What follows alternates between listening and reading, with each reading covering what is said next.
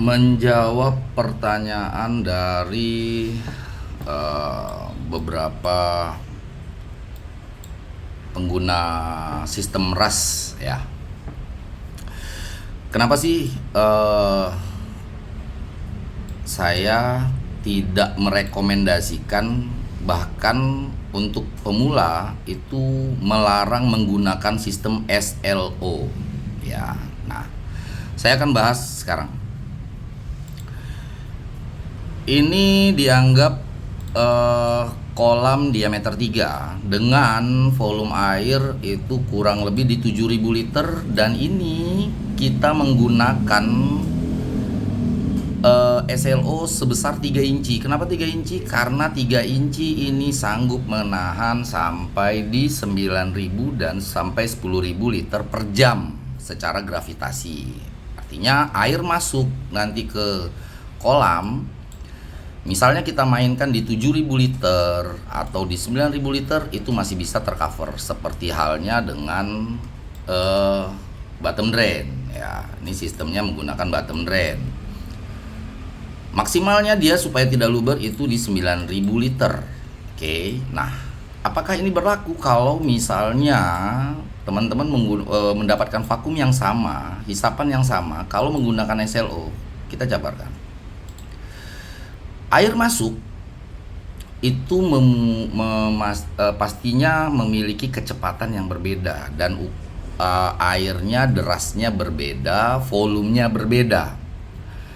Banyak yang menggunakan sistem ini, akhirnya yang terjadi adalah pipa dari satu kolam ke kolam yang lain yang tergabung itu tekor di chamber pompa, akhirnya harus dikembalikan ke chamber filter, misalnya seperti ini ya. Nah, kita anggap seperti ini, air itu masuk bla bla bla bla. Nah, dibalikkan ke kolam, dari chamber akhir ini dikembalikan ke kolam, itu tekor. Kenapa? Pertama, karena ada kesalahan di sini, pemipaannya itu tidak mensupport untuk ukuran pompanya. Oke. Nah, tapi ada yang nggak tekor kok. Kalau tidak tekor, pastikan di sistemnya apakah airnya masuk sesuai dengan volume vakum. Kalau misalnya pompanya 10.000 dan dibagi untuk 4 kolam yang masing-masingnya itu dia di 7.000 liter air, berarti masing-masing kolam hanya mendapat 2.500 liter. Dipakai diameter 3 nggak ada masalah, dia masih bisa ngangkat, perpindahannya juga masih bisa mengcover. Tapi kita berbicara SLO kalau dibikin seperti ini 4 kolam bottom drain ini diganti dengan SLO 4 kolam dan menggunakan pompa 20.000, atau nih kita bilang nih targetnya di 7.000 liter per jam per kolam. Artinya butuh 28.000 sampai di 30.000 nih. Misalnya punya pompa 30.000. Pertanyaan saya, apakah Anda sudah siap untuk menyiapkan pipa seukuran 30.000 liter? Satu, itu pertanyaannya. Bahkan di bottom drain itu membutuhkan pipa seukuran itu. Nah,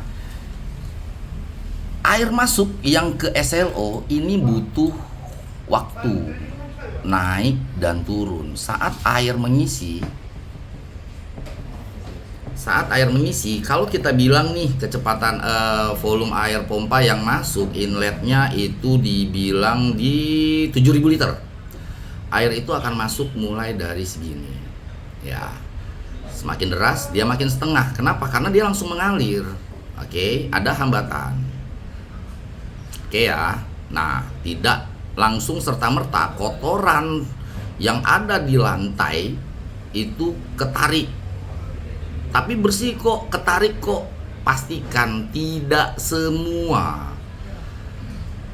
Kita kalau mau harness review itu tidak semua terangkat sampai ke atas. Butuh waktu, butuh kekuatan derasnya air. Air itu harus sampai ke titik ini. Nah, pipanya tertutup, vakumnya dapat. Tapi kalau itu hanya segini, itu melempem, brother. ya, melempem. Air ini dengan kondisi di pipa 3 inci, masukkan di 10.000 liter, air itu tidak akan habis sampai sini. Dia hanya sampai di sini. Kenapa? Karena dia tidak perlu naik sampai atas. Artinya apa? Vakumnya juga bertahap. Oke. Jadi kenapa kok saya udah pakai pompa besar malah tekor? Air masukmu masih ketahan dari sini. Dia tidak bisa dipaksakan. Itulah kenapa SLO menurut saya tidak efektif. Tapi kalau merasa efektif dan itu berhasil untuk konten, silahkan. Kalau untuk konten. Tapi kalau untuk mengedukasi, mengajarkan, please yang benar.